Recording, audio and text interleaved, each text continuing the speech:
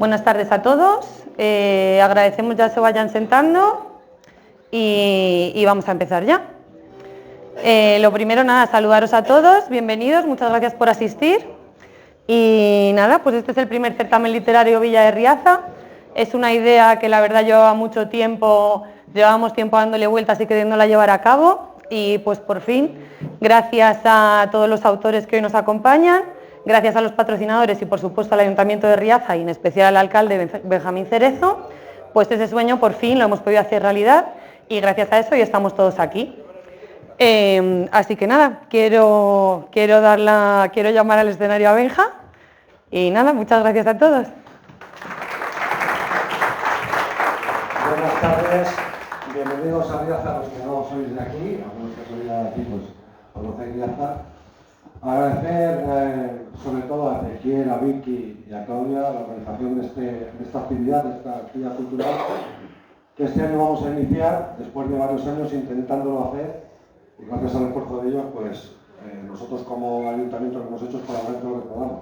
Y vamos a seguir colaborando en todas estas actividades culturales porque creemos que son fundamentales para Riaza y sobre todo para aquella gente que se tiene que dar a conocer con esos grandes escritores que tenemos en este país. Voy a presentaros a Chema, que es el diputado de Cultura de la Diputación de Segovia, que ha venido a acompañarnos hoy, para decirnos unas pequeñas palabras, y realmente vamos a comenzar. Entonces, agradecer vuestra presencia aquí, agradeceros. No hemos podido cambiar el tiempo es cosa que marcan otros, porque hemos tenido un día de sol bonito, pero mañana espero que sí, y que podáis disfrutar de un fin de semana de literatura, donde grandes escritores van a explicar un poco a qué se dedican, qué literatura están haciendo, y lo bonito que es también escribir, que lo bonito que tenemos todos es que leyendo vamos a entender nuestra historia de España y sobre todo aquello que a la gente le gusta. Chema, por favor, sube y dice una palabra de bienvenida.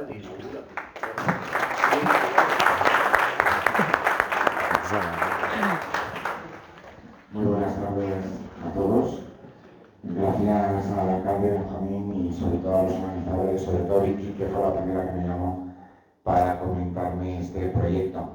Reunirse siempre en torno a un libro es una gozada. Nosotros desde la institución provincial, que somos expertos en llevar cultura a todos los rincones de la provincia y sobre todo libros a todos los rincones de la provincia, por muy pequeños que sean los pueblos o las localidades, pues es un esfuerzo, pero es un esfuerzo que se hace con mucha ilusión. De hecho, nosotros tenemos 3 bibliobuses que van por todos los pueblos de la provincia y tenemos 21 bibliotecas en municipios también de la provincia que tutela la Diputación. Llevamos libros no solamente a los coles, sino también a la gente mayor. Hacemos numerosas iniciativas en torno al libro, libros sobre la mujer. Hemos hecho hace poco el club de lectura. Tenemos un club de lectura que gracias también a las nuevas tecnologías podemos hacer más extensivo a un mayor territorio. Y tenemos en un club de lectura más de 200 personas y sobre todo personas de más de 80 años, con lo cual el libro tampoco se pasa de moda y es para todas las edades. Como muy bien dice el eslogan que habéis puesto de forma acertada, donde hay un libro, hay una aventura esperando ser leída. Con lo cual espero que disfrutéis mucho de estas jornadas, de este primer certamen literario Villa de Riaza, porque vais a aprender mucho, sobre todo de novela histórica, de cómo se viven las grandes autoras y cómo se autoeditan libros por parte de los autores, según han dicho, que eso también es muy bueno. Últimamente se lleva mucho esa modalidad, porque es cierto que aunque la gente pensaba que el libro físico iba a desaparecer, no es así. Nosotros también en la Diputación hemos editado más de 25 libros, o sea que creo, y todos con gran éxito, con lo cual deseo a todos que paséis unas jornadas fantásticas en un sitio tan estupendo como es Riaza, a los pies de la sierra, con lo cual disfrutad y mañana va a hacer sol. Ya ha dicho que mañana sale el sol y hay una primavera maravillosa. El que quiera acercarse a coger caracoles, están, porque como dice el refrán castellano, los de abril para mí, los de mayo para el amo y los de junio para el burro. O sea que podéis ir a coger caracoles que son una delicia. Muchísimas gracias. Bueno, pues vamos a comenzar. Claudia hará la presentación invitación. Autores. Que salga muy bien. Gracias. Una gran tarde. Muchas gracias. Y mañana os esperamos también a partir de las 11:30 de la mañana, que habrá otras 2 conferencias y charlas, y luego por la tarde que nos haremos este primer certamen. Espero que disfrutéis de la literatura y que podamos contarlo muchos años más. ¿Vale? Empezamos. Gracias, chicos. Bueno, y ya sin más dilación, vamos a empezar con la primera mesa, que es de novela histórica y está compuesta por Verónica Martínez Amat. Yo creo que mucha gente de aquí ya la conocerá, la verdad que es una escritora súper buena y tiene novelas bastante reconocidas como El juramento de Tortosa o Lágrimas de sal. Te vamos a pedir ya que subamos, yo creo, y te vas sentando.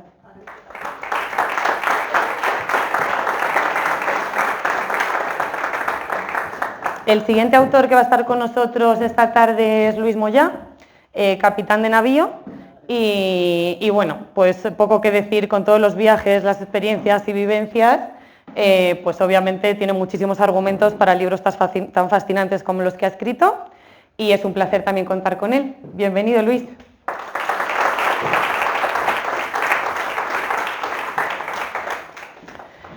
Para terminar tenemos a José Vila, que bueno, también lleva toda una vida dedicada a la diplomacia y ahora por fin hemos podido conocer su faceta como escritor y la verdad que nos regala obras tan fascinantes como Polifónica, que seguro que este fin de semana conseguís conocerla un poquito mejor. Muchas gracias también por venir. Y luego esta mesa va a estar moderada por Ezequiel Triñaque, así que ahora te toca a ti.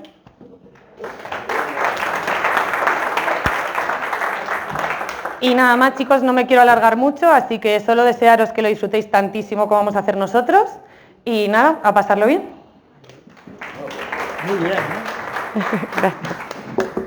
Pues muy buenas tardes a todos, yo daré la bienvenida. Quiero conocer algo, muy abstracto, ¿verdad? Muy nervioso.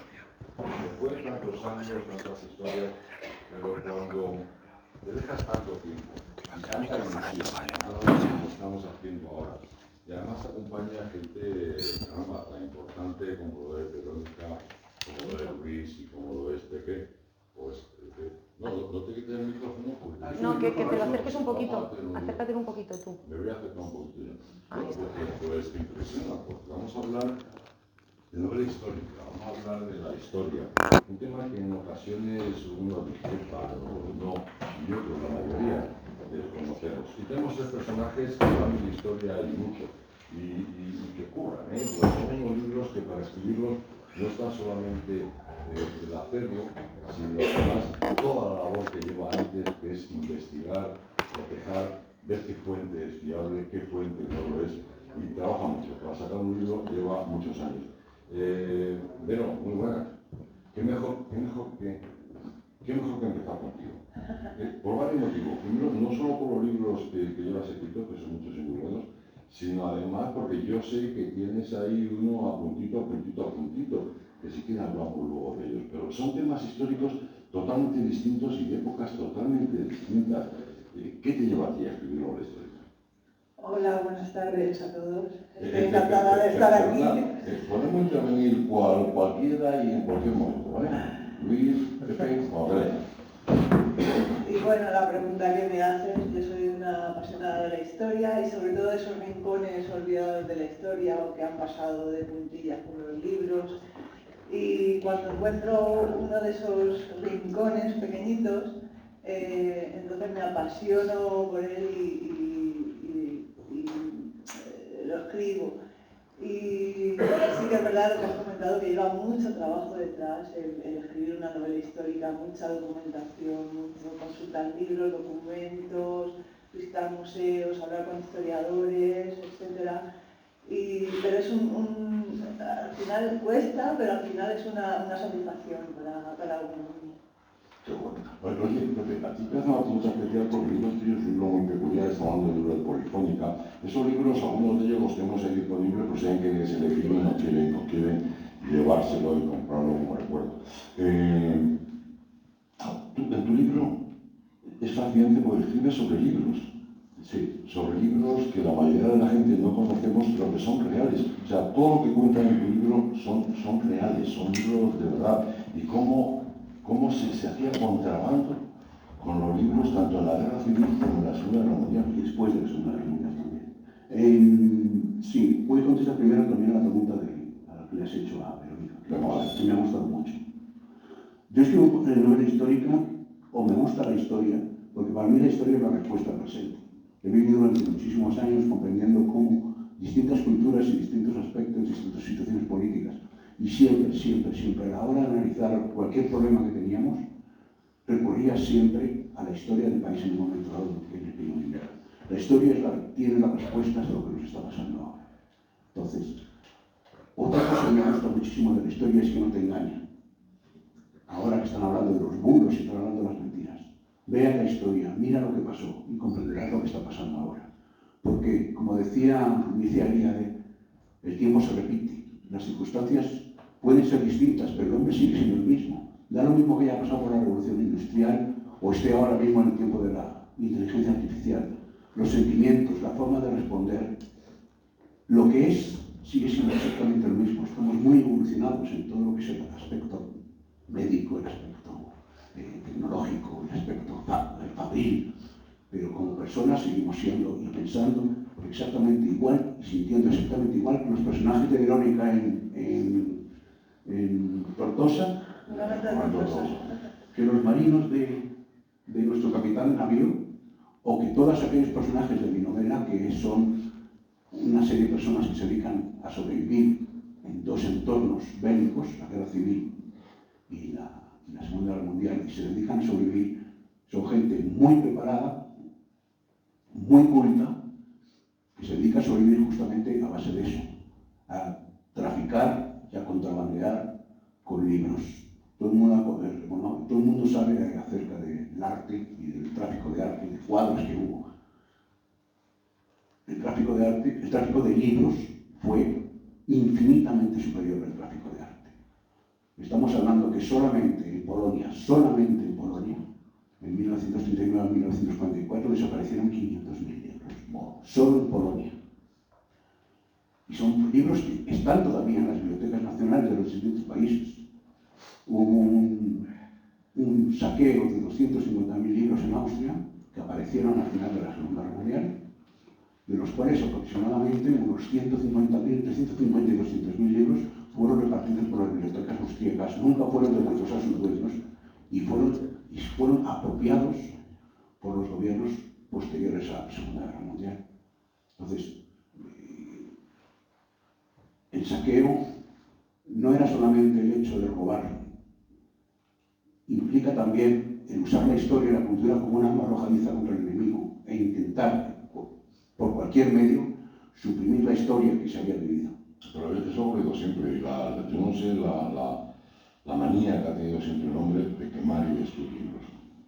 Sí, efectivamente. O sea, desde la Biblioteca de Alejandría. O se quemó 3 veces. Sí, desde la Biblioteca de Alejandría hasta la Biblioteca de los Jesuitas en 1931, que se quemaron 250.000 libros. Los autos de fe que se producían de Sevilla en Córdoba bajo regímenes nacionales, el régimen nacional, o la quema de libros en 1933 en Berlín, que todo el mundo debe hablar de ella, pero es una quema de libros sistemática que se produce desde 1933 hasta 1938, e incluso en 1940, en la ciudad de Varsovia, se produce la quema de 250.000 libros de la Biblioteca Nacional de Lo que has tenido que buscar para encontrar todos esos libros y todos esos datos. Sí. Además hay que ir descubriendo toda una serie de libros que son libros olvidados, ¿no? Que son personas que escribieron y que fueron, y que al haber sido sus obras absolutamente prohibidas, o censuradas, o quemadas, pues desaparecieron de la historia, y son gente que hicieron lo que somos ahora todos. Voy a hacer una pregunta a Luis, que también te la podía trasladar a ti, y es, caramba, tú has escrito mucho sobre historia de grandes personajes, desde Blas de Lezo, La Africana, un libro que escribiste los dos, también históricos, son auténtica maravilla. Tuve el placer de presentarlo en el Ateneo de Madrid, hasta la ruta de las especies. Y yo quiero hacer una pregunta, realmente, si posiblemente con vuestras vidas podéis haber escrito novelas. Porque veis cuántas veces ha dado la vuelta al mundo. Bueno, ha dado vuelta Háblanos. en mi condición de oficial naval, de capitán de navío ahora de la Armada, pero claro, mis 45 años de vida entregados a la Armada, pues he pasado por todos los empleos, ¿no? Y sí, he dado la vuelta al mundo y he sido profesor a bordo del buque escuela, Juan Sebastián Elcano, que está tan de moda ahora. Sí, y, hombre, estaba aquí diciendo mi compañero que el hombre no ha cambiado, que por lo tanto la novela histórica, pues fíjate, el mar sí que sigue exactamente igual ahora que hace 500 años, ¿no? Los temporales son los mismos, el trópico de Cáncer está ahora donde estaba antes, la línea del Ecuador exactamente igual, ¿no? O sea, el mar no ha cambiado. Las corrientes, Las corrientes, la polar para el marino del hemisferio norte, o el del sur para el hemisferio austral.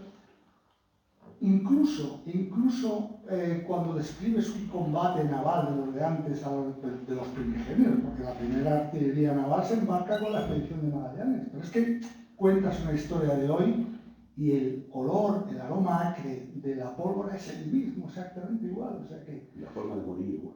Y la forma de morir igual. Si quieres diferencias, bueno, claro, hay diferencias, no cabe duda. La más importante, la principal, es la comodidad de los barcos de hoy contra la de antes, ¿no? La de antes basta decir que acero y hoy pues ya procuramos unos estándares más actualizados, pero el mar no ha cambiado, sigue ahí lo mismo. Y sigue ofreciendo aventuras. Y sigue ofreciendo aventuras, y las aventuras que estamos viviendo hoy posiblemente sean escritas por los escritores que hayan de llegar. Oye, una pregunta que os hago a los tres y me gustaría mucho que entramos en coloquio, en debate y que los tres hablarais. ¿Podemos aprender historia leyendo novela histórica? Sí, efectivamente sí, yo he aprendido muchísima historia leyendo novela histórica. Y no solamente eso, lees novela histórica y te llama la atención investigar sobre lo que estás leyendo. Entonces, la novela histórica es una entradilla perfecta, sobre todo para los chicos. ¿Por qué me enamoré yo de la historia en parte? Pues gracias a Salgari y su Corsario Negro. Me lo vas a Salgari, claro. Entonces yo leía a Salgari, yo leí a Robert Louis Stevenson, el Ivanhoe, por ejemplo, sobre todo el tema de la caballería, fue el primer libro de caballerías que se escribió, que se llama de caballerías. El Moby Dick, todo el tema marino está en el Moby Dick. Entonces, es una entradilla para los chavales de 12, 14, 15, 16 años, la entradilla es perfecta. Evidentemente, novela histórica de aventuras, ¿no? No le vas a meter la biografía de Napoleón, por ahora. Ya descaerá, pero es la entrada perfecta, es la manera divertida de descubrir la historia. La novela histórica. Pero tú que no te dejan hablar. Son así. Tú has escrito mucho, tú has escrito novelas de distintos temas. Han estado, la de Lágrimas de Sal hasta de piratas. Sí. Mezcla piratas, mezcla el espionaje. Menciona a personajes tan conocidos por todos como puede ser Jorge Juan. ¿Qué cuentas de verdad? ¿Qué podemos aprender cuando vemos tu novela histórica? Porque la mayoría, en realidad, quizás lo que os inventáis son los nexos de unión entre un hecho y otro. Bueno, yo, en relación a lo que acaba de decir José, sí que es verdad que para una entradilla, para alguien que quiera aprender historia, las novelas están muy bien, aunque luego si quieren profundizar siempre tienen que ir a ensayos históricos. Yo lo que intento en mis novelas es ser lo más fiel posible al hecho histórico y desde ahí, digamos que articulo la trama de ficción. Si me tomo alguna licencia histórica siempre la indico en la nota de autora al final. ¿Qué es lo que me habías preguntado? Para que ya me he ido yo. No, te decía que realmente si conseguimos aprender historia gracias a la novela histórica. Sí, yo creo que sí, o sea, por lo menos conocer el hecho histórico. Si luego ya quieres ampliar conocimiento, ya te tienes que ir a ensayos históricos o cosas ya más técnicas. Pero sí que se aprende, yo creo que sí. Por lo menos yo intento que mis novelas sí que estén bastante documentadas y basadas en el hecho histórico en cuestión. Tienen que ser rigurosas. Exacto. Incluso el lenguaje que utilizas, sobre todo para meter al lector en esa época, el lenguaje es muy importante.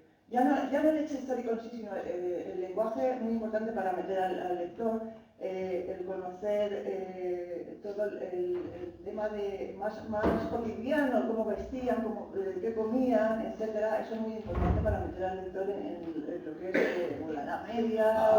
Además, fíjate que yo creo que hay una cosa, y yo creo que cualquiera de los que me puede contestar, hay un ser realmente complicado, porque cuando hablamos de historia, cuando queremos hablar algo de historia, nos encontramos con grandes personajes, nos encontramos con grandes hechos, nos encontramos con grandes hazañas, pero quizás lo que no conocemos es ese día a día de la gente que vivía en esa época.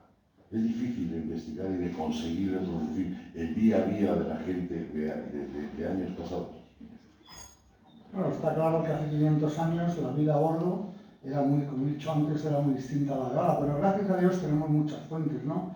Sabemos perfectamente lo que comían, sabemos perfectamente qué representaba el ocio para ellos, sabemos perfectamente qué era lo que estaba castigado, que era casi todo.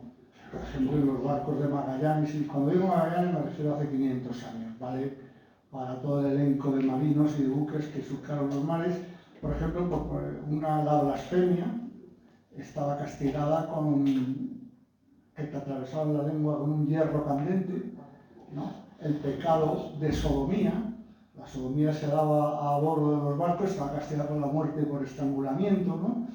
En fin, y en cuanto a comer, bueno, la primera peculiaridad en cuanto a la cocina de un barco es que cuando un marinero, por mala suerte, caía de la jarcia, tenía dos posibilidades: o caía al mar y ahí se quedaba para siempre, o porque el barco no daba la vuelta por imposibilidad física de la época. Los barcos no eran como ahora, que bazaban, no. Entonces, adiós chico, se le rezaba una exequia y listo. Pero cuando caían en tierra generalmente lo hacían con gran quebranto de la salud, ¿no? Y entonces generalmente lo que primero que se solía romper eran las piernas, ¿no? Un marinero que se rompía una pierna ya no podía seguir siéndolo, excepto para la cocina. La mayor parte de los cocineros, lo habréis podido ver en películas antiguas, eran cojos, porque eran antiguos marineros que se habían caído de la jarcia, se habían quedado, habían una pierna. Por ejemplo, John Silver el Largo, ¿no? Lo habéis visto todos en la Isla del Tesoro, ¿no? Eso en cuanto al cocinero. Y luego la comida, bueno, yo recuerdo ahora, por ejemplo, como tengo un carnet de investigador, pues puedo entrar, por ejemplo, en el archivo de India, ¿no? Pero cuando escribí la flota de las especias, que era novedad del viaje de Magallanes, ¿no? Entonces tuve que pasarme muchas horas en Sevilla y en el archivo de Indias, ¿no? Y yo recuerdo que cada legajo, que cuesta muchísimo tiempo interpretarlo, claro, es un castellano muy antiguo, pero es que te maravillaba de tal manera interpretar lo que te estaba diciendo, ¿no? Lo que embarcaban. Y hoy en día es fascinante. Yo hago visitas, guío visitas al Museo Naval de Madrid, que desde luego no lo digo es el mejor museo naval del mundo, y lo digo no porque yo sea marino, sea español y lo diga por orgullo, lo digo sencillamente porque nadie tiene nuestra historia, ¿no? De hecho, somos el país, reconocidamente, el país que más especios tiene debajo del agua, ¿no? En todos los continentes, ¿no? Bueno, pues cuando yo veo visitas en el Juan Sebastián Elcano, explico pues, lo que embarcaban de comida, lo que se comía, las raciones, en qué consistían, y bueno, la verdad es que es fascinante interpretar hace 500 años aquel muelle de las Mulas de Sevilla, donde llegaban los carruajes con todo tipo de cosas, ¿no? El mayor puerto para entonces del mundo. Sí, señor. Así que, bueno, la comida. Había una cosa que valía muchísimo dinero, que era la comida fresca. ¿Qué comida fresca iban a comer? Pues pescado. Pescado que pescaban.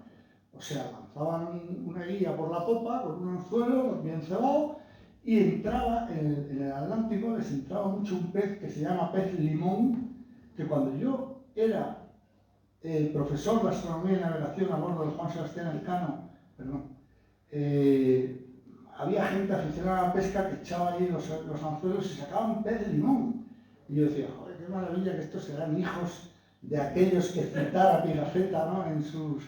Y luego otro tipo de pescado también fresco que comían era, pues, cuando un leviatán de estos de las profundidades, un depredador, está por ahí, ya sabéis que hay hay peces voladores, ¿no?, que escapan de la amenaza, pues volando, el trachito que puedan, que puede ser 20, 30, 50 metros, y entonces se abombaban las velas, se ponían lo que se llama en el idioma marino orejas de burro, se ponían una para aquí y otra para acá para presentar la mayor pantalla posible. Claro, estos animalitos tropezaban ahí, caían en cubierta y esa era la única comida fresca a la que te podían tener acceso, pero con mucho cuidado, porque por ejemplo cuando llegaban a un sitio, un atolón, unas roquitas de nada, donde podían echar el anzuelo también y pescar, se estaban comiendo pescado como por ejemplo la barracuda, que la conocéis todos porque es un pez bastante intimidatorio hoy en día. Pues la barracuda son peces de los que se llaman ciguatos, es decir, que suben a la superficie a comerse lo que puedan de la superficie, comen bacterias para que el cuerpo humano no tiene defensa y termina provocando una enfermedad llamada ciguatera. Además, no deja señales de que estás muerto de esto porque te pueden morir a los 8 meses, como le pasó, por ejemplo, a Juan Sebastián Elcano, que murió de ciguatera, de la ingesta de una barracuda. O sea, que podías comer fresco, pero con mucho cuidado. Y todo lo demás era enlatado, ¿no? Y, bueno, enlatado, perdón, la primera vez que se usaron latas fue una expedición británica en busca del paso del noroeste y murieron muchísimos porque estas latas estaban soldadas con plomo y al quemarlas, al ponerlas al fuego, el plomo se derretía, lo ingerían y el cuerpo humano tiene una tolerancia muy pequeña al plomo, ¿no? La cantidad de gente que ha matado el plomo. Sí. Oye, otra Sobre pregunta que todo yo es- quería haceros, una pregunta que yo quería haceros es, los tres habéis escrito de distintas etapas, distintos periodos de la historia, pero seguro que tenéis los tres una etapa a la que os gustaría dedicarle un ratillo y dedicar a esa determinada etapa de la historia y por qué, qué hechos de esa determinada etapa. Y contestarme los tres, porque seguro que los tres tenéis ahí, me apetece el 19, me apetece el 27, me apetece el hecho de no sé qué, no sé dónde, qué sitios, cómo optaría, aparte del que estás a punto de sacar, seguro que ya está planificando la cosa. Sí. Y vosotros también, claro, contestar los tres. Bueno, a mí me gusta mucho la Edad Media, pero sí que es verdad que el siglo Hombre, XVI... te has cogido mucho cacho. Me he cogido mucho cacho. Se ha cogido una mitad de la bandera. No, te has cogido mucho cacho. Pero sí que es verdad que a mí la historia de España me encanta, pero la de Escocia también. Entonces la relación que hubo entre España y Escocia en el siglo XVIII a mí es una época que me fascina mucho. Pensar en los clanes escoceses, aquellos que iban con falda, que solo tenían la espada para luchar contra los ingleses que tenían ya artillería. Y esa relación que ya lo conté en mi primera novela, El paso de los españoles, en la expedición a Escocia de 1719, en la que llegó un pequeño contingente del regimiento Galicia a Escocia y se aliaron con los clanes escoceses para intentar invadir Inglaterra. Y de ahí pues me gustaría poder escribir posteriormente, unos años después, lo que ocurrió en esa alianza entre los clanes escoceses y España. Es una cosa que me fascina. Estoy en ello. Está gustando. Pepe, cuéntame qué época te gustaría. Yo sé que también está acabando un libro que de alguna forma es la continuación de Polifónica, pero ¿qué época te gustaría meterse más? No, el libro que estoy acabando es la continuación, pero es la precuela. La precuela, sí. Todo lo que lleva a ser polifónica después, ¿no? Hay un tema que le estoy dando vueltas también, he estado ya leyendo. Yo soy más intelectual, me gusta más la creatividad, el tema del arte, el tema de todo lo artístico, de la relación del hombre con el arte. Y a mí me gustaría muchísimo escribir una novela sobre todo el tiempo de la época del modernismo, desde la secesión alemana con Klimt, con Egon Schiele, hasta Gaudí en Barcelona, o Domenech en Barcelona. Toda la parte que es justamente el cambio de siglo, porque el final de la Belle Époque, antes justo de que estalle la Primera Guerra Mundial. Hay una zona ahí maravillosa donde se juntan en un pedazo de 10 años se juntan una serie de artistas, una serie de escritores, una serie de novelistas espectaculares, ¿no? Pero es un periodo muy concreto de Europa, que terminan todos muriendo de la gripe española o como Apollinaire, que muere durante la Guerra Mundial. Ese yo creo que va a ser mi preferido. No, pues lo esperaremos. Luis. Pues yo sí. Pero tú has hablado de muchas épocas, pero ¿cuál te apetece decir? Esta todavía tengo que meter la mano. A ver, mi época favorita sin duda es el siglo XVI porque, hombre, aparte de que lo he dicho, el mar, que yo soy un marino vocacional, entonces esa época pues tiene de grande, de grandísimo, claro, que es la época de los descubrimientos, ¿no? Entonces fíjate tú lo que es navegar, a ver qué descubres, eso es apasionante, ¿no? La época sobre la que me gustaría saber, pues fíjate, yo después de tantos años en la Armada, me pregunto hoy si la Armada de hoy es mejor o peor que la que yo viví, y nadie me contesta.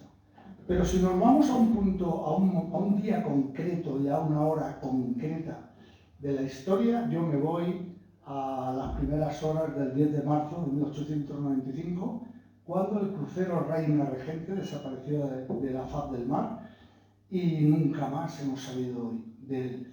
Este es el objetivo número 1 en la recuperación de patrimonio sumergido, que para la recuperación de patrimonio sumergido la Armada es el vehículo sin duda indispensable y tenemos ese como primer objetivo, pero por razones sentimentales, porque allí abajo hay 412 compañeros que salieron de navegar para ir a Tánger y volver y ya nunca más se supo. Entonces nos hemos encontrado a pesar de todos los esfuerzos y a mí me produce mucha ternura, ¿no?, este barco.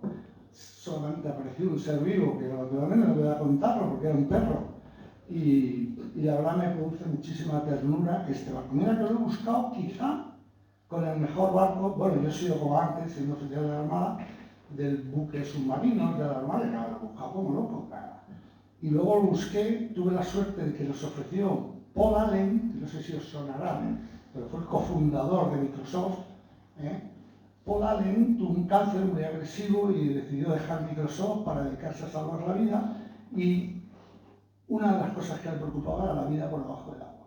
Y entonces en una ocasión pues, tuvo una falta administrativa porque su yate, que ya adelanto que es un yate de 150 metros, que lleva 2 helicópteros, o sea, que además se abre por la popa ventralmente, se inunda y entonces sale otro yate más chico para cuando el yate grande no puede entrar en determinado puerto. Y después del yate chico hay un submarino. O sea, fijaos el yate. Bueno, pues esto nos lo ofreció Paul Allen a la Armada para buscar el Reina Regente. Y allí fui yo todo ilusionado buscando, además yo más o menos sé dónde está. Pues no hubo manera. Lo cual, por otra parte, me encanta. Porque el pedenismo. Es que si, mira, en el año 80, los años 80 del siglo pasado, empezamos a lanzar naves al espacio que se ponían a velocidad de escape del sistema solar, ¿no? Llevan, si os metéis en internet, la Voyager, la Pioneer 10, veréis que llevan unos mensajes para posibles habitantes de otras galaxias. Bueno, es una aventura formidable, ¿no? Y estos estas naves, que ya están, ya digo, a velocidad de escape del sistema solar, ha habido que inventar nuevas medidas para explicar lo lejísimos que están, y salieron en el año 80. Y sin embargo, ahí, frente a Barbate, a 100 metros, Neptuno sigue siendo el rey.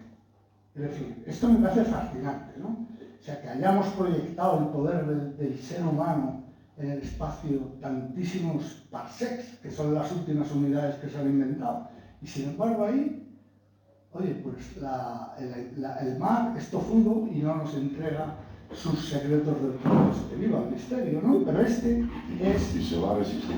Y se va a resistir. Y se va a resistir. Oye, una pregunta, y yo con esto ya casi termino, porque soy muy soso preguntando, y seguro que nuestros visitantes tienen preguntas mucho más interesantes que la que yo puedo hacer. Pero veis que hay un interés, y eso apunta para los tres, veis que últimamente cada vez hay más interés por la historia, por la novela histórica. Nos preocupamos más de lo que fuimos para, como decía antes Pepe, saber lo que somos. ¿Hay interés por la historia? Yo espero que sí. No, o sea, ciencia cierta porque... Pero no notas que hay más demanda. Yo creo que sí, yo creo que hay muchos más libros históricos de los que había cuando éramos más jóvenes.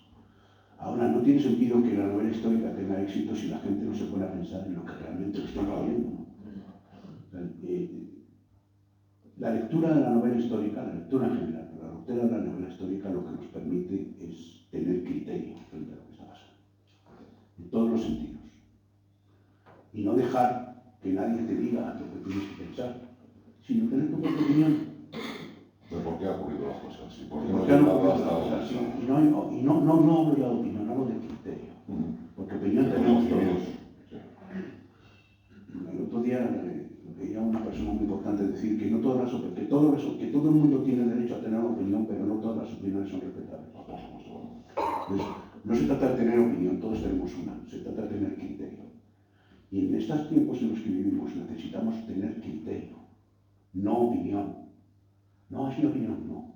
Espera un momento. Tiene que ser tu criterio, tiene que ser lo que has pensado, lo que has razonado. Y eso te lo da la novela histórica en gran medida.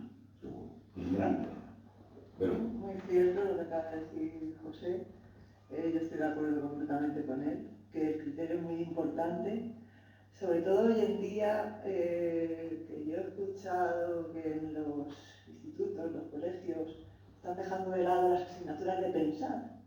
Y eso es que yo lo veo una aberración. o sea, de alguna forma nos están enseñando a no pensar. Exacto. Si quitan las asignaturas de pensar, como puede ser filosofía, como quitarle horas a la literatura o incluso a la historia, ¿qué criterio van a tener esas personitas que ahora se están formando para encarar el futuro?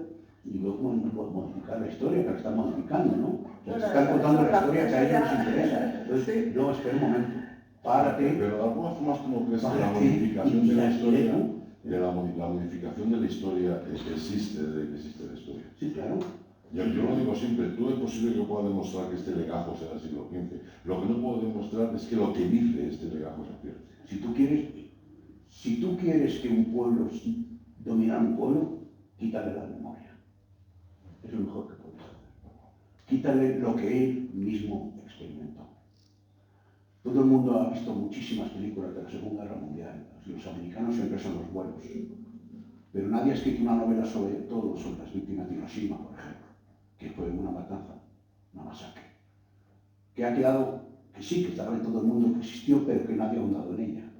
Sin embargo, sobre las matanzas de los japoneses en las Islas Filipinas, pues hay bastante escrito. ¿Por qué? Porque el vencedor o las personas que gobiernan siempre intentan contar la versión de lo que ellos hacen y de lo que ellos viven. Eso lo que tenemos que hacer es intentar sacar entre toda la nebulosa, sacar la poca luz que haya, ¿no? Y no dejarse engañar. Antes de creer una cosa, espera un momento. Coteja y piensa. Bueno, yo yendo al corazón de la pregunta, yo sí percibo ese crecimiento, ese incremento del interés, pero es casi una obviedad, porque claro, siempre hemos hablado, en mi caso concreto, por ejemplo, que me especializo, vamos a decirlo, en el mar, porque es un elemento que me encanta, ¿no? Pues siempre hemos hablado de los 7 mares, pero es que ahora está el octavo, si lo llevas a mi terreno, que no es otro que la red de redes. Es decir, eso es tan infinito y tan amplio que además la gente puede sencillamente sentarse en su casa y con un ratón pues profundizar en el trozo de historia que más le apetezca, en el trozo de materia dentro de esa historia que más le apetezca, y además hay unos catalizadores muy importantes en los grupos de WhatsApp, en los grupos de Facebook. Luis, que puede contrastar. O sea, ahora la gran ventaja que tenemos con Internet es que antes contrastar una noticia, una información, podía costarnos días y mucho trabajo, y ahora realmente del sofá de tu casa con un café en la mano y en un cuarto de hora puedes hacer contrastar de una forma absolutamente fidedigna. Oye, ¿os parece que demos voz a la persona realmente importante, que son los asistentes, y que nos hagan todas las preguntas que les apetezca? Solo son muchas y interesantes. Pues venga, vamos a ver si Claudia, voy a pedir un favor ahora mismo, pero le vamos a pasar el micro para que así el resto de la gente pueda. Aquí hay un señor. Yo tengo una petición especial. Si van a ser preguntas que no sean difíciles. Yo agrego que si son difíciles, que sean tipo test. Allá arriba, Claudia, el señor Jorge. Muchas gracias por su participación.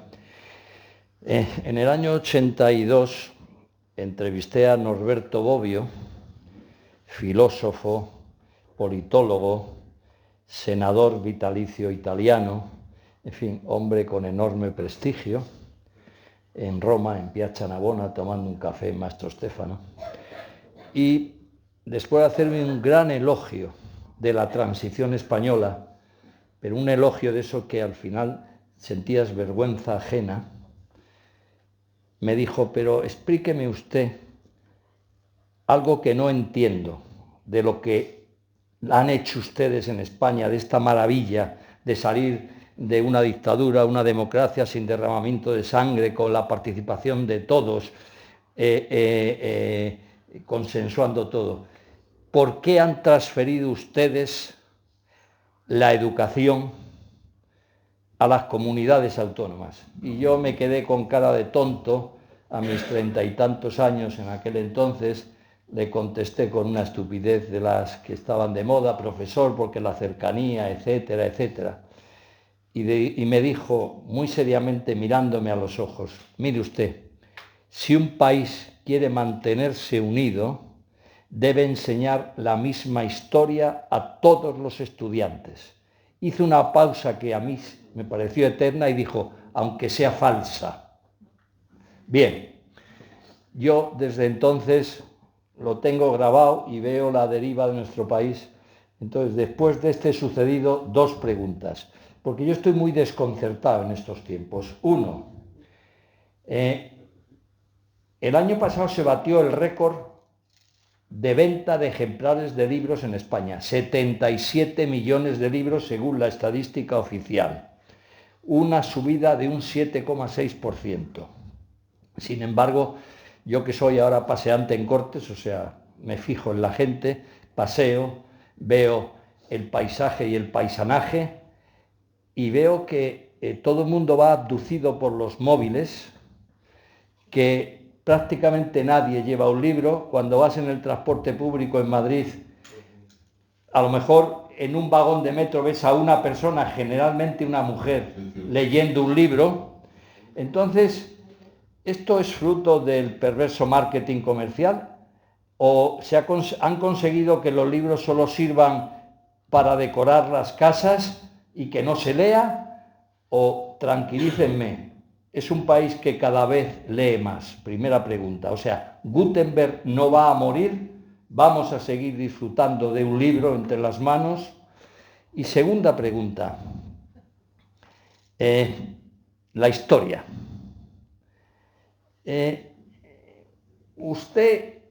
Ustedes, si tuviesen que escribir en su especialidad sobre la historia, en fin, los últimos 8 o 10 años, que en la historia serán una línea, ¿qué destacarían de lo que está pasando en España desde la pandemia en adelante? Muchas gracias y perdón por la lata. Gracias, muchísimas gracias. Bueno, yo antes de dejar a los invitados, que son los que realmente saben, yo estoy convencido que sí se lee más. O estoy convencido, quiero estar convencido de que sí se lee más. Yo creo que sí, yo creo que sí. Y es cierto que en los medios de transporte hay más mujeres que llevan el libro que hombres, por supuesto, pero yo creo que eso es de simple, ¿eh? Las mujeres, bueno, contestar vosotros, que son los que realmente tienen que contestar. Yo no estoy de acuerdo contigo, creo que no se lee más. Yo trabajo en una biblioteca. Yo soy más optimista. Yo trabajo en una biblioteca y veo los años que vienen, veo el tipo de lecturas que leen. Sí que es verdad que hoy en día hay la gente joven sobre todo lee móviles y lee tablets y lee digital, que no llevan el libro o en audiolibro. ¿Pero lee el libro ¿O son redes sociales y...? Bueno, es que eso ya entraríamos en otro tema, porque dicen, yo he oído a gente que dice que se lee más porque se meten en redes sociales y leen, pero en realidad no leen en diagonal, y cuanto más cortitos sean los textos, lo que impacta es la imagen. Pero yo por lo menos en la biblioteca lo que veo es que sí, los niños pequeños sí, los niños hasta 7, 8 años se llevan cuentos, y luego pasamos ya de mi edad para arriba. Entre los 16, 15, 16 hasta los 30 y largos 40, ahí no veo yo que haya lectores, por lo menos donde yo vivo, que tampoco es un pueblo muy grande, pero sí. Ha dicho, perdone, ¿entre qué edad y qué edad? Desde los 14, 15, 16 hasta los 40. Que no leen. La mayoría de lectores que tengo en la zona de adultos son más mayores que yo. Igual es que están a otras cosas. Yo no sé a qué cabo quedarme. Ahora sí, si me dicen que efectivamente el número de ventas ha subido un 7 y pico, un 8%, quiere decirse que alguien se los está leyendo.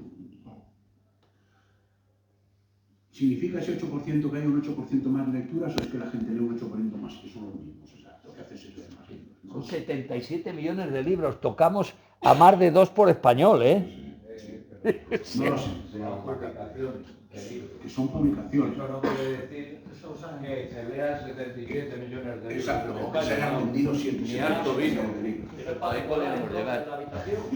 No, efectivamente, las editoriales, adelante, las editoriales tiran un montón de libros de los cuales solamente 2, 3, 4 funcionan y con eso recuperan. Ahora, en cuanto a la segunda, yo te voy a contar otra anécdota. Cuando a Jordi Pujol se le acerca a Adolfo Suárez y le pide, y esto es una anécdota cierta, contada por uno de los que estaban en la reunión, y le ofrece un concierto económico exactamente igual que el que tenía el País Vasco, estábamos haciendo la Constitución. Jordi Pujol le dijo a Adolfo Suárez, no, yo quiero la educación. Y se quedó sin concierto económico. Luego llegó Artur Mas, pidió el concierto económico, Rajoy le dijo que no, fueron a los referéndums, toda la historia, ¿no? Pero Jordi Pujol renunció al concierto económico por la educación. ¿Por qué? Porque él sabía que 40 años de educación gobernada por él tendríamos tenido una postura. Lo sabía. Puigdemont hace 40 años era un niño. Entonces, eso contesta a tu pregunta. La historia centralizada y falsa. Ahora mismo, la historia que se enseña en los colegios no es que sea falsa, es que es parcial. A mí todo esto, te lo voy a ser muy sincero, además me voy a mojar. A mí los regionalismos, los provincialismos, me parece una catetada. Una catetada. El otro día iba con mi hijo Jaime por Valencia, estábamos en un sitio que se llama la Plaza Redonda de Valencia, y me acerqué para saber si era un coso, si era algún tipo de resto arquitectónico romano, y me acerco entonces al cartel de turismo y veo que está en valenciano y en inglés. Yo, español, lo tuve que leer en inglés. Eso no es que me parezca cateto, es que es una cursilada. Una paletada. Porque a lo que le estamos diciendo es, vamos a ser más pequeños y seremos más débiles. No sé si el Marino estará de acuerdo conmigo, pero en 1821, cuando se empiezan a declarar las independencias en Sudamérica, México era la primera capital de todo el continente. Infinitamente mayor que Nueva York, infinitamente mayor que Washington, infinitamente mayor que San Diego. Tenía que permitir que el mundo lo dices, el PIB de México por aquel entonces era superior al España. Era superior al España. Había 4 provincias. 4. México, Perú, Buenos Aires y no me acuerdo.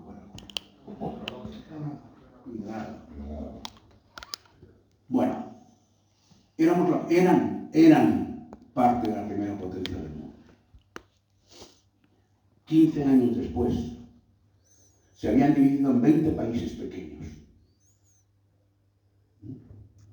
que no cuentan absolutamente para nada en el concierto internacional. Ninguno de ellos. Lo mismo que pasó en Hispanoamérica entre 1820 y 1842, que es la ruptura de Centroamérica, que era un solo país, Centroamérica era un solo país, ¿eh? La República Federal Centroamericana, y se convierten en 7. Lo mismo que pasó en la Hispanoamérica es a lo que podemos llegar a ser en España. De ser una y fuerte, no voy a decir todo, una y fuerte, a ser 17 enanas, pues tan importantes como Montenegro o como Andorra, porque a eso vamos, señores. Y esto es lo que está provocando los regionalismos, esto es lo que está provocando, pues eso, el poner el valenciano junto al inglés y olvidarte del castellano. Es decir, te estás olvidando de tus propias raíces. Y lo estás haciendo por pura postureo, es un postureo, porque en realidad no existe. Tú te vas por Valencia y escuchas hablar castellano, tú te vas a Barcelona y escuchas hablar castellano. Español, no castellano. Yo vivo en Panamá. Llevo 25 años fuera de España. Español, porque fuera de España, salvo en Argentina, el castellano siempre es español. Entonces, es a eso a lo que vamos. Eso es lo que estamos provocando, no solamente la parcialización de la historia, sino la destrucción de lo que somos, y todo por un postureo político. Cursi, más cursi que un repollo puesto al sol con lazo. Compartes la idea, yo creo que estamos prácticamente todos de acuerdo en lo que está diciendo tanto Jaime como Verónica. Bueno, yo, al respecto a la primera pregunta, yo que he sido un grandísimo lector, yo leía todo lo que caía en mis manos, ¿no? Y de hecho, cuando voy a un sitio, universidades y tal, me preguntan, ¿qué es lo más importante para escribir? Leer. Yo lo he leído todo, pero el lector, que era yo y muchos de mi generación, que en esa época nos leíamos hasta los todo, ese lector que era yo, hoy en día existe en un tanto por ciento muy pequeño. Es verdad que la lectura de libros tiene muchos adversarios hoy en día, por ejemplo, en el televisor. Cualquiera que haya sintonizado un televisor se habrá encontrado solamente con la digital con 60 o 70 canales. Luego están las plataformas y luego está el móvil. O sea, hoy en día es muy, muy difícil. El que encuentre por ahí un niño que lea, hay que cuidarlo y mimarlo muchísimo. Pero, como todo en la vida, nada se crea ni se destruye, sino que se evoluciona y todo esto está yendo a otra parte. Pero la gente sigue, de alguna manera, culturizándose. Y respecto a la segunda pregunta, bueno, la verdad, yo también recurro a mi propia experiencia, ¿no? Yo, cuando era un muchacho y cuando era yo una persona un poco más formada, pues había una verdad única y esa era la que conocíamos todos, ¿no? Luego se inventó la posverdad, que es una manera bonita de llamar a la mentira, y al final se le dio la vuelta a la tortilla de manera que hoy no sabemos lo que es verdad y lo que no lo es.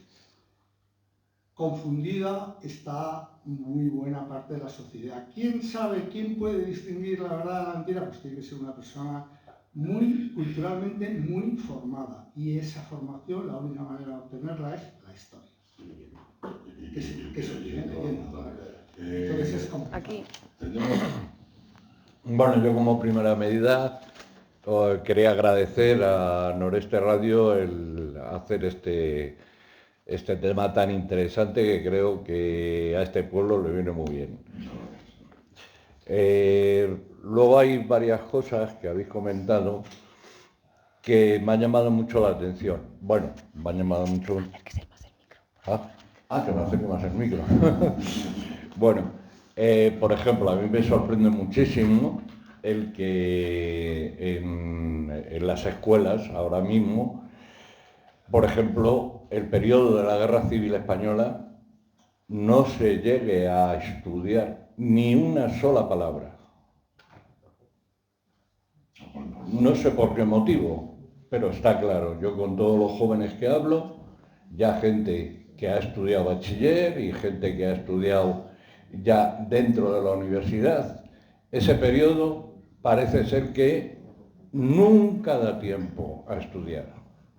Otra de las cosas que me sorprenden es que en este país cada gobierno que entre haga un plan de estudio nuevo. Yo tengo amigos, profesores, todos, en Francia, donde ellos me dicen que allí se hace un plan de estudio a nivel general de Francia y no se cambia ni una coma en 12 años. Echamos de menos el plan de estudio de Claudio Moyano, de Roma Alusivo. Efectivamente. Y luego sobre historia. Efectivamente, yo soy una persona que tengo 71 años, he sido muy mal estudiante, lo reconozco, pero a partir de los 17 años encontré los libros. Y entonces, efectivamente, empecé además con historia, puesto que la historia que a mí me estaban contando, a mí eso no me cuadraba por ningún lado. Y gracias a eso investigué sobre la historia, con los métodos que teníamos en aquellos tiempos.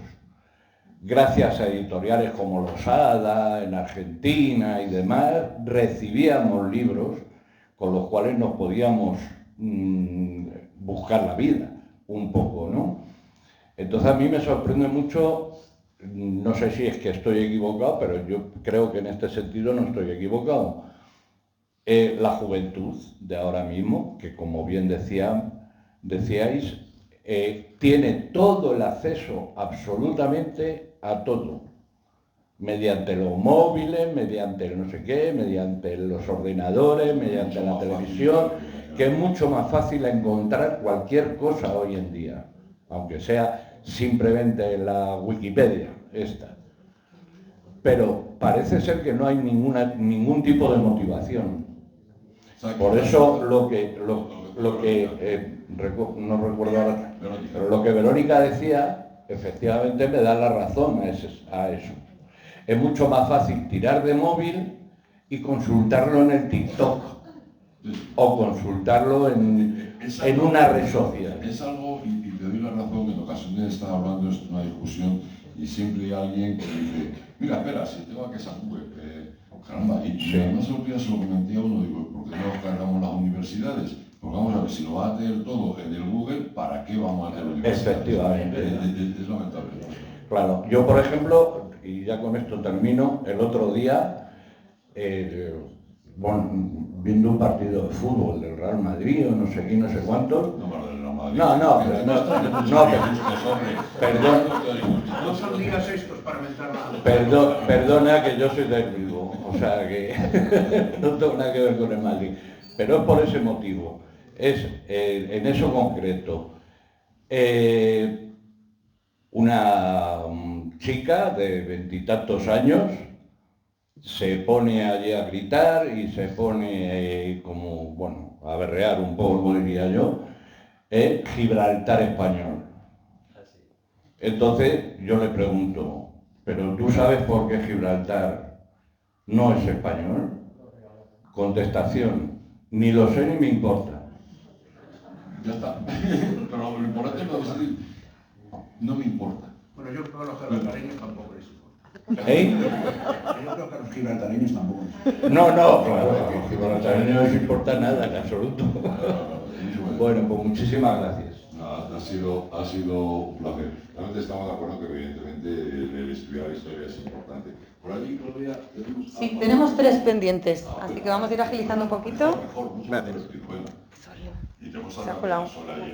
Se ha colado. Bueno, buenas tardes. Tengo la suerte de haber leído 3 libros de Luis Moyá. No está mal, en toda tu vida 3 libros. Un libro de José Vila y varios libros de Verónica. Primero agradeceros que estéis aquí, ¿no? Para mí sois seguramente que el mejor libro que me leí el año pasado es Polifónica, ¿vale? De José Vila del Castillo. Yo quiero haceros una pregunta a cada uno, ¿vale? A Luis le quiero preguntar sobre la novela africana que escribió con Verónica, ¿qué tal fue esa experiencia?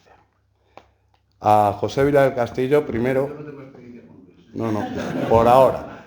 A José Vila del Castillo primero agradecerle que ha venido para pasar un mes desde Panamá para estar en la Feria del Libro de Madrid, para estar en la Feria del Libro de Valencia, para hacer distintas presentaciones, que haya aceptado la invitación de venir a Riaza. Eso por delante. Y quiero que me explique, porque se lo oí decir una vez y me gusta tanto la definición que dio de por qué Polifónica se titula Polifónica, que perdona que te pida que lo repitas, pero me gustaría un montón. Y a Verónica, que hemos hablado del libro que va a sacar, que el libro que no sé qué, pero al final yo creo que ni hemos dicho el título, ¿vale? Y me gustaría que nos contara un poquito del título, de cuándo sale ese libro, con qué sello sale ese libro y qué historia cuenta. O sea, el orden que me contestéis eso. Y a Ezequiel, ¿cómo es que estás tan moreno? No estoy moreno, es que me tienes que no. Empezar como queráis y cuando tengamos todos tres mismas, pues ya echamos a todos. Bueno, pues siguiendo el orden que está hablando. No, que no quiero acabar muy tarde porque ahí fuera nos está esperando friaza y hay que disfrutar. Y todavía tenemos preguntas pendientes también, que nos quieren hacer. Por supuesto las atenderemos todas encantados. Mira, no quiero Luis.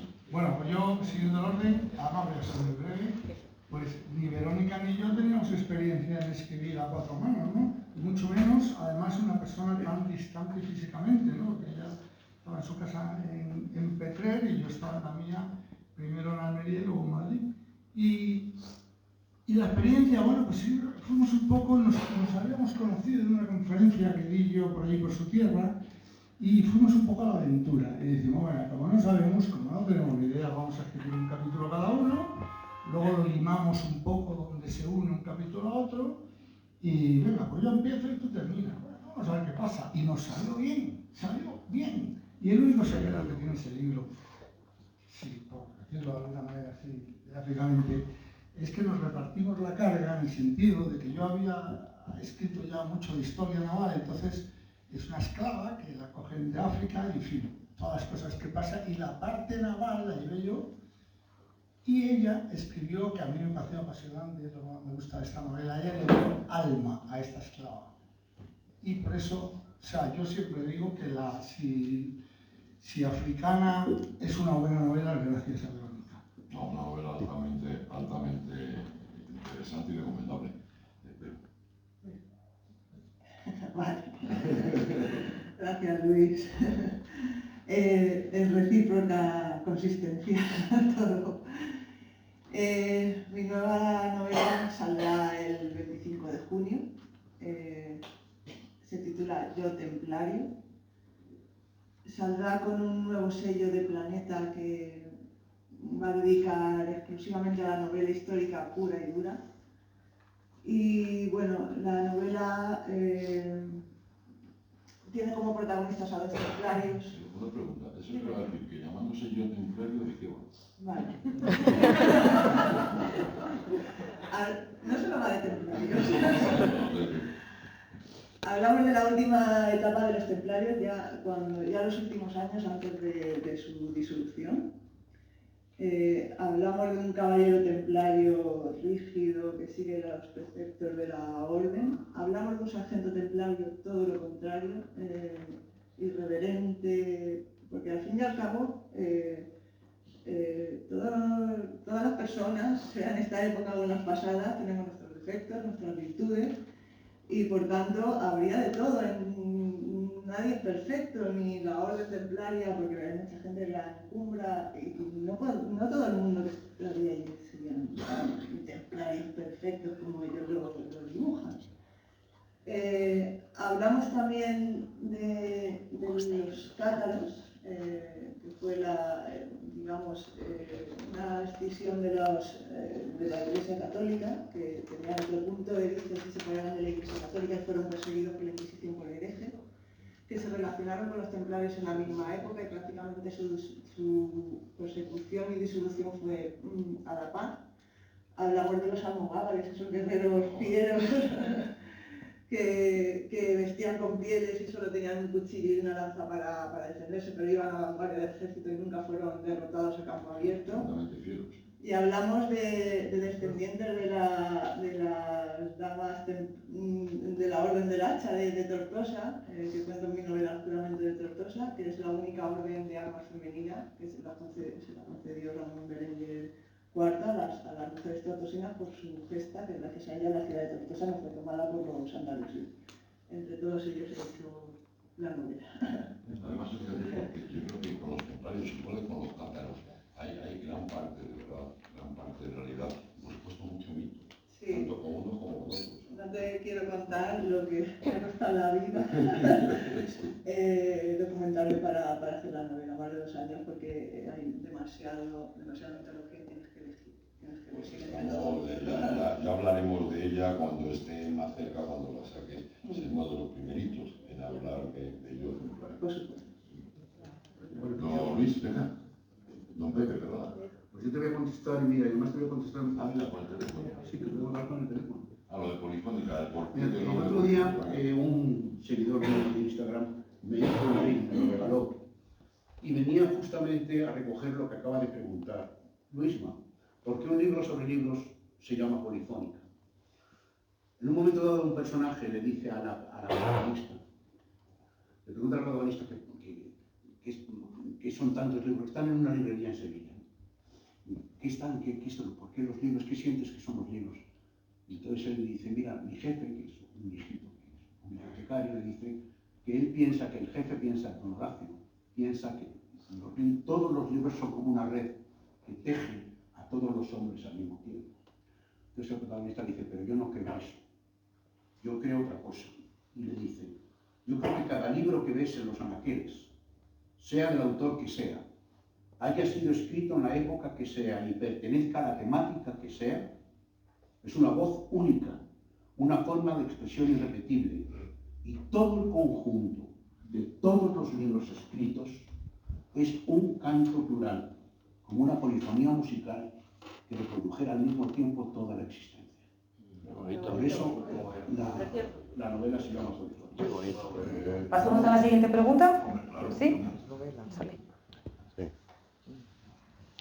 Hola, buenas tardes, me llamo Soledad y soy muy afortunada por estar aquí delante de estos 3 personajes de novela histórica que para mí son, bueno, me he quedado alucinada.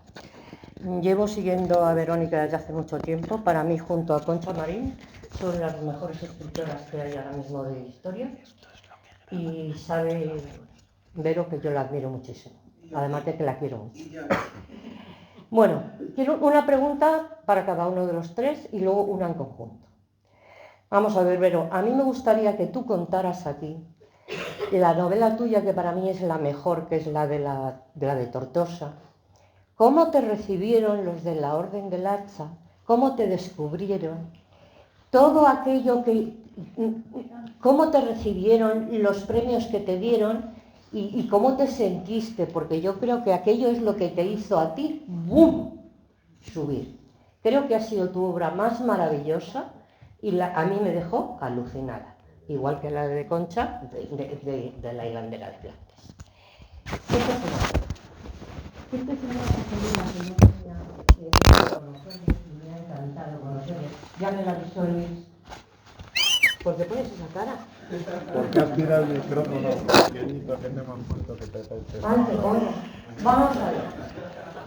Este señor me dejó alucinadita. O sea, que es que, dice, te va a gustar, y me ha encantado. No sé cómo usted puede almacenar en su cerebro tantas cosas.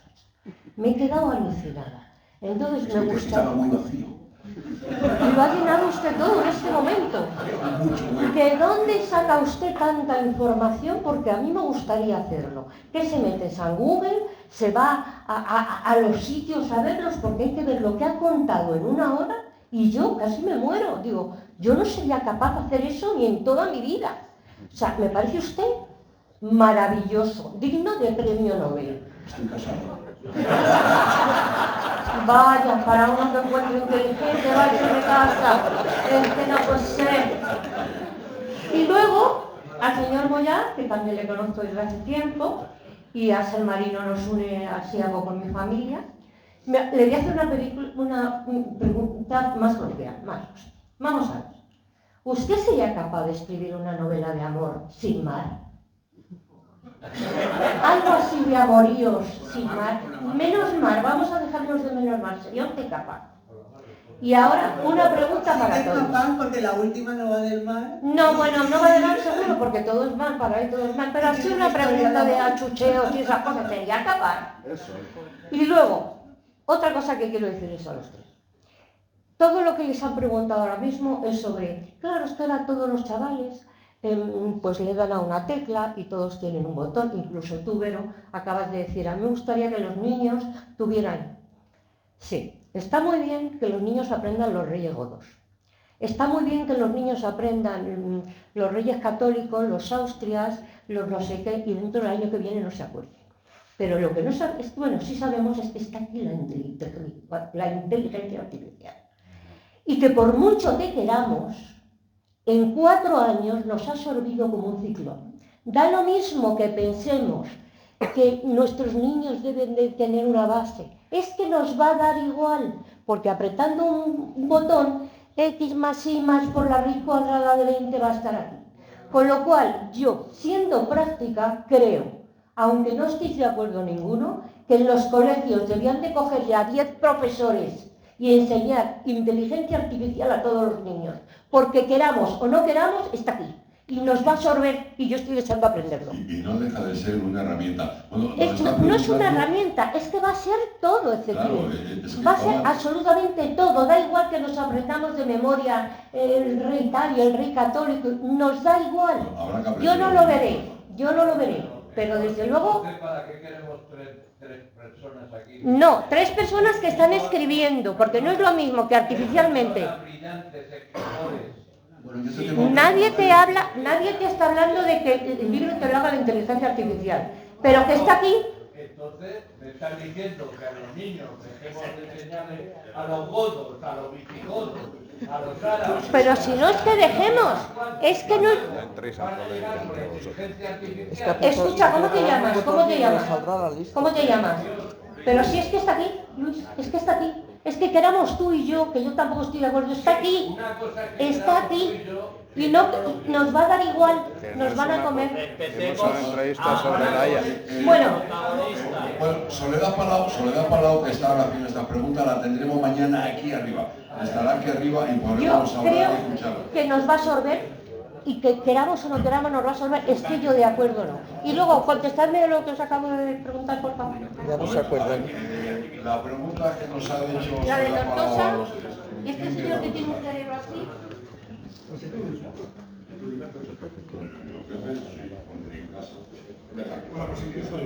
Antes de nada, Soledad, Yo me hacer una inteligencia artificial. no he sido elegido y acepto caballerosamente la derrota. En cuanto a novela, sin más, pero mal, es verdad. Si voy a sacar a la novela Nulo de 19, y la única que no tiene nada de mal, y es una historia de amor, es la 18, la que acaba de salir o sea que tienes que leerla, se llama Detente Bala. Una obra, permíteme que te adelante, que la presentas a finales de junio en el Centro Riojano de Madrid. Detente Bala. Y ahí no interviene el mal. Detente Bala. Detente Bala. ¿Sabéis lo que es un detente bala? Es un auto de tela que en la primera guerra carlista se ponían los corrientes, se ponían a la altura del corazón, del pecho. Mira, aquí uno de los asistentes tiene uno colgado del cuello. Metal, pero un detente bala en metal. Bueno, eso reaparece en la guerra civil ya en forma de película que se llevaban los soldados. Y el detente bala. Este tipo de imágenes son religiosas. Y bueno, yo un buen día paseando, hace poco, paseando por el rastro, encontré un detente bala de la guerra civil y es de estas historias que te busca ella a ti, no tú a ella. O sea, que yo vi aquello, me senté y a los 2 meses tenía una novela. O sea, es una novela que es casi prácticamente podemos decir que se escribió sola. Y es de amor, ¿no? Y es de amor. Y no porque no hay más. Bueno, queremos decir que a finales de junio, solo por la a finales de junio se presenta en Madrid, en el Centro Riojano. Pues mira, te voy a contestar a las 2 preguntas. Lo primero, no, ya te digo, mi cerebro estaba muy vacío. Pero no sé si es un defecto o una virtud, yo creo que es un defecto enorme. Yo cuando leo una cosa o una cuestión no se me olvida. Porque los exámenes de la universidad no tengo que aprenderme lo único que tengo que cerrar los ojos y leo donde estaba. fotografía impresionante. Yo soy una permitido desde muy pequeñito, no estudiaba nada. Soy muy vago. Entonces, pero no soy mucho más culto que cualquiera de los que están en esta mesa. Entonces, el problema no es qué es lo que hay que enseñar o qué es lo que no hay que enseñar. El problema es cultivar el principio de la curiosidad. Después me da lo mismo que sean físicos, astrofísicos, marinos, pescadores, carpinteros, pero lo que hay que hacer es cultivar el principio de la curiosidad. Y me da exactamente igual que lo hagan con la inteligencia artificial, con el manual de, yo qué sé, de los Reyes Godos, con tal de que al niño se les fomente la curiosidad. Porque solo la curiosidad te lleva al conocimiento. Solo. Da lo mismo, desde conocer cómo vuela una mariposa a saber cómo se orza una nave de las que sabe llevarlas. Vamos a ir teniendo... Bueno, yo he comentado ya antes que estaba de acuerdo con José en el criterio y aunque vayamos encaminados a lo que tú has dicho, el criterio tiene que hacerse de otra manera. No se puede hacer así con la inteligencia. Porque eso es leer y ya está, y copiar lo que están diciendo. En cuanto a la segunda pregunta, en Tortosa, cuando yo saqué la novela, alguien la vio por las redes y se pusieron en contacto conmigo y tuve allí las primeras presentaciones que hice fueron allí. Y la verdad es que para mí fue muy emocionante porque al final de la última presentación me impusieron el hacha simbólica que ellos imponen a las cubillas o las niñas de las fiestas de la cinta que son allí en septiembre o a las mujeres más destacadas de Tortosa y para mí fue muy emocionante y la verdad es que estoy muy agradecida a Bueno, ¿tenemos una pregunta? Sí, tenemos una pregunta. Venga. Hola, buenas tardes. A ver, lo primero agradeceros el venir a Riasca, por supuesto. Comentaros que yo, gracias a la novela histórica, estudié lo que estudié después. Empecé con 8 años leyendo Los Pilares de la Tierra y hoy en día soy aparejado. ¿Vale? Y habéis comentado ya, y os quiero profundizar esa pregunta porque me parece que es súper interesante de cara a la situación en la que estamos ahora mismo, agarrando la inteligencia artificial, agarrando las redes sociales y agarrando el populismo. Cuando ustedes se ponen a investigar, que lo ha comentado algo Verónica, suele ser muy difícil eliminar la paja del grano. Me gustaría saber hasta qué punto tiene tanto poder o tanto peso en la historia aquellas personas que se dedican a gritar, a imponer, sin dar opción a que nadie le dé ninguna réplica y que al final, gracias a esos chillidos, esa cuasi verdad se marca en verdad. Esta pregunta va derivada de lo que Ezequiel ha dicho. Ahora mismo estamos a un clic y podemos contrastar. Pero si no se ha dado palabra a la otra parte, si no tiene opción de defensa o de explicación, ¿hasta qué punto lo que nos llega a día de hoy es la verdad?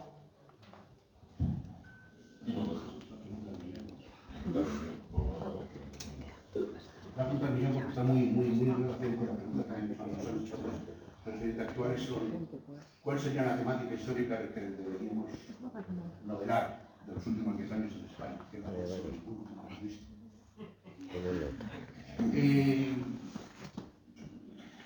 Quizá puede ser demasiado.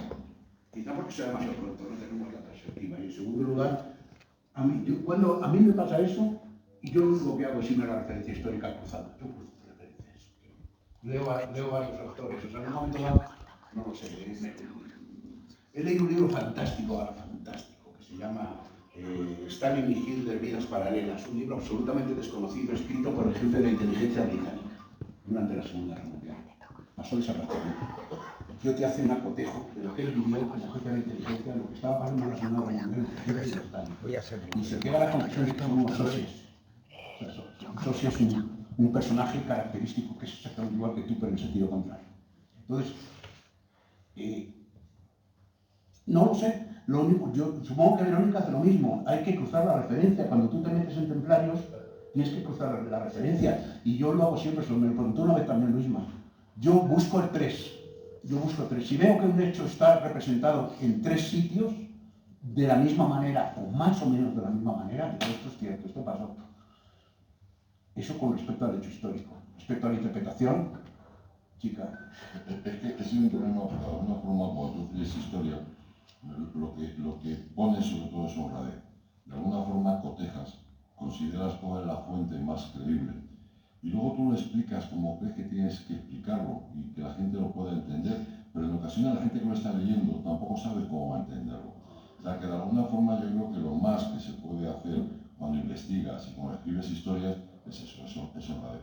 Es honradez y no escribir pensando con un fin, sino lo que tú consideras que es lo más cierto y en ocasiones tampoco puedes demostrarlo. Riaza nos está esperando, no le digo más. Pero aún nos queda. Si os parece, tenemos 3 preguntas en el tintero y yo creo que con esas, si no sale nada más, podemos terminar. Pues venga, adelante. Tenemos mucho certamen. Mañana tenemos 2 mesas por la mañana y otra mesa por la tarde. O sea, tenemos mucho tiempo todavía para disfrutar de la literatura y de personajes tan maravillosos como los que hoy nos acompañan. Venga, adelante. Bueno, muchas gracias. Yo soy, bueno, un poco aficionado a la historia y... Enfócatelo un poco, así. así. La falta de costumbre. Y bueno, yo, dentro de mi ignorancia histórica, me imagino que ustedes sabrán mucho más que yo, tengo una duda. Bueno, todos sabemos que la historia la escriben los vencedores, eso está más claro que el agua, y los que mandan. Bueno, la historia que yo estudié en el bachiller no tiene nada que ver con la historia real que luego aprendí y todo eso. Pero hay una cosa que a mí siempre me ha llamado la atención y ustedes a lo mejor me pueden sacar, a lo mejor estoy equivocado. Es curioso, pero ¿por qué en España llamamos a los 800 años de guerra civil que tuvimos Reconquista, cuando fue la guerra civil más larga que ha existido, en la que más gente se ha matado? Y para mí no fue una reconquista, fue una guerra civil. Tan españoles eran los que estaban arriba como los que estaban abajo, yo creo, porque si leemos un poco la historia sabemos que la España prerromana, que tenía 4 o 5 millones de personas, la parte de abajo, ¿qué pudieron venir? 10.000, 20.000, 30.000, 50.000 musulmanes. Lo que hicieron fue convertirse los romanos o los visigodos por conveniencia, por lo que fuera, a musulmanes. Eran españoles, tan españoles eran los que estaban abajo como los que estaban arriba. Luego fue una guerra civil enorme y sin embargo lo seguimos llamando Reconquista. ¿A ustedes qué les parece? Es una pregunta complicada porque no podemos hablar de que hubiera un reino de España unido. Había muchos, o sea, España, no, o sea, no exactamente. Había muchos reinos diferentes. Los árabes entraron porque uno de los visigodos quería reinar y se alió con ellos y los entraron. Y luego pues conquistaron la parte que conquistaron. Luego entraron que fueron los almohades, que se pusieron en contra de los que estaban allí, entre ellos, luego todos los reinos que hubieron. Entonces no se puede, esa pregunta yo creo que es muy difícil de... El Islam acaba de nacer. Sí. Además, luego se tarda 8 siglos porque tampoco fue tan beligerante. De alguna forma era un tema más de trato, las batallas eran más asedios que otra historia. Y de alguna forma no son decisiones. Claro, y luego más allá que si me pagas te quedas o dejas de pagarme te vas y yo consigo que mi población crezca. Pues además se desarrolla también en diagonal. O sea, efectivamente la palabra económica no esté adecuada, pero sí se movió, fue mucho más complicada que en estos siglos. No son tantos. España no era tal, España no era tal. De todas maneras, no existía, pero no existía como lo entendemos ahora, pero sí es cierto que había un nivel de unidad muy importante. Había un nivel de unidad muy importante. Y lo que sí es cierto es que además se desarrolla en diagonal el tema de la reconquista, y fue eso, fue 8 años que fueron más negociaciones que otra cosa, y 8 siglos es mucho tiempo. De todas maneras, hay una cosa que quizás respondiendo conceptualmente a tu pregunta. Todos los españoles nos estamos preguntando siempre por qué España es España. Es una cuestión, ya lo decía el Maestro Unamuno, siempre estamos preguntándonos sobre la razón de España. Respecto a la Reconquista, si tenemos que dar una respuesta a lo que estás preguntando, usando los tipos de pensamiento del 98, ¿por qué Francia es Francia? Preguntémonos. Francia es Francia porque consigue una unidad política enfrentándose al inglés durante 100 años. El príncipe negro, que llegó hasta la Occitania, es decir, hasta la zona norte del Reino de Navarra, toda esa parte hasta Normandía, en inglés. 100 años de lucha. Pero es una lucha política, es una lucha de dos nacionalidades y dos idiomas indistintos. El inglés y el francés. En España, más o menos en la misma época, no es una razón política, es una razón religiosa. España es lo que es debido a la unidad de la religión. Nuestros reyes son católicos, ellos son reyes de Francia. ¿Qué diferencia? La unidad política de 1492 es una unidad religiosa. La toma de Granada es la unificación bajo una sola religión de todo el territorio que, como dice muy bien Verónica, es la suma de distintas coronas por razones dinásticas. Y la expulsión poco a poco de la religión que había estado durante 800 años siendo no la primera, sino de las tres. Entonces, ¿por qué España es España? Porque los reyes católicos no eran reyes de España, eran reyes de las Españas. Carlos V es emperador de España, no, Carlos V es Carlos V de Alemania y primero de España, pero de una España que era rey de Nápoles, rey de Castilla, rey de Aragón, señor de Vizcaya, conde de Barcelona. España como unidad nace en la Constitución de 1812. Son los franceses los que provocan la unidad política. Pero yo no pregunto eso, yo lo que pregunto es, porque España es así, vale, de acuerdo. Yo lo que digo que fue una guerra civil. Bueno, hay que entender una guerra civil un poco de No fue una guerra civil, fue una guerra religiosa. Fue como las cruzadas. Que sí, que eran españoles, un moro que hubiera llegado en época de los hijos de los moros que llegaron en 1711 y lucharon en Guadalete, eran tan españoles como el vasco que estaba en Covadonga. Puede ser. Pero claro, ¿y por qué el califato de Córdoba no se considera para? La cuestión religiosa es que los sistemas no podemos pensar en la historia del año 1000 como ahora estamos en el año 2000. Es imposible, tenemos que ver con sus criterios. Ese es el gran error. No les voy a dar margen a que se enrollen. No, la conquista de América. ¿Qué momento? Si estos hombres venían de luchar 800 años en la reconquista y conquista de América, si es que ellos son cruzados. La unidad religiosa en América se produce exactamente igual que se produce la unidad católica, la unidad cristiana, los católicos del concilio, la unidad cristiana en España. No fue una guerra civil, fue una cruzada. Estoy viendo que nos cierran Riaza. Verónica Martínez, nada más. Muchísimas gracias. Lo mismo ya, que queda, Sí, pero que hay personas antes también de Puri, ¿sabes? Que hay personas antes también de Puri, que quería decir algo Ana María Borras también. Venga, María, perdón. No se vayan. Venga. A ver, nada que notar. Yo más que nada era una reflexión. En primer lugar, felicitaros por las jornadas que habéis hecho y por vuestra intervención en los ponentes, pero yo lo que os quiero decir es que no estoy de acuerdo con la conclusión a la que aquí se ha llegado respecto a los jóvenes. Los jóvenes sí que leen. Los jóvenes, cuando se les escribe para los jóvenes, sí que leen. Y eso lo demuestran fenómenos, quizá a lo mejor me cojo un poco a los que yo más conozco, pero además son generales y nacionales, fenómenos como Eloy Moreno, que, pues arrasa, pero arrasa en el sentido de que la semana pasada en la Feria del Libro de Barcelona firmó durante 7 horas seguidas, en la Feria del Libro de Castellón el otro día era abrumador la cantidad de jóvenes y chicas y chicos jóvenes que estaban esperando para su firma de sus novelas.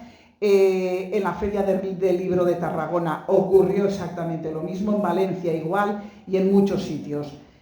Yo pensaba igual que vosotros hasta que un día fui a una Feria del Libro de Murcia y empecé a ver un montón de cola de gente joven que estaba esperando a una autora y me dijeron, es que esperan a Liz Keller. Y yo, ¿quién es esa? Dice, pues es una escritora de novela juvenil. Así, de esa manera, me he ido un poco dando cuenta de que efectivamente los jóvenes, y perdonad que sea no opine igual que opináis vosotros, los jóvenes sí que leen. Lo que pasa que evidentemente muchas veces hay que adaptar esa literatura o hay escritores que sí, que escriben sobre... ¿Pero en qué porcentaje? Es que ya te digo, yo lo que veo en la biblioteca, y tenemos esos libros de los que has hablado, no veo tanto movimiento. Pues yo te puedo anticipar que yo lo he visto en las ferias, y yo lo sé. Eloy Moreno está vendiendo millones de libros. Etcétera, etcétera. Yo eso lo sé, pero ¿en qué porcentaje? Sigamos confiando en esa juventud. Yo sí que confío, desde luego. Yo estoy de acuerdo contigo. Si os parece, vamos a terminar con Puri y ya terminamos aquí. Soy muy rápida, buenas tardes. Lo primero, dar las gracias de verdad a Nordeste Radio, porque se está conociendo mucho de Riaza a consecuencia de ello. Dar las gracias a esas 3 eminencias que hay ahí, que para mí son eminencias. Yo, por circunstancias de la vida, no he estudiado nada. Incluso justo hice la EGB, que se llamaba antes. Entonces, lo que sí que les quería preguntar, que me conteste uno nada más para no hacerlo largo.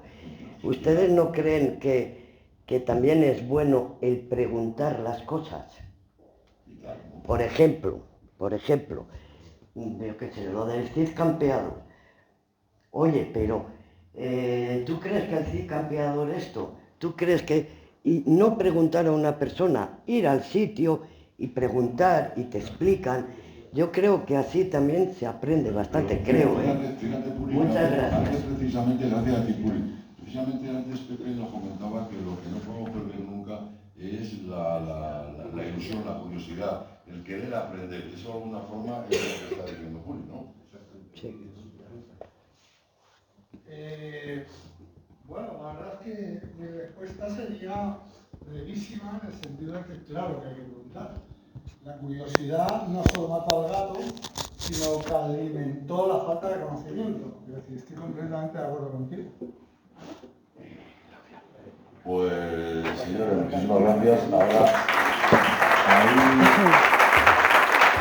estarán nuestros suscriptores, pueden hablar con ellos, hacerse alguna foto o ver alguno de los libros que están. Y comprando la ley. Muy bien. Estaremos el programa. Muchas gracias, de verdad. Tienes que poner tu emisora ya, ¿eh?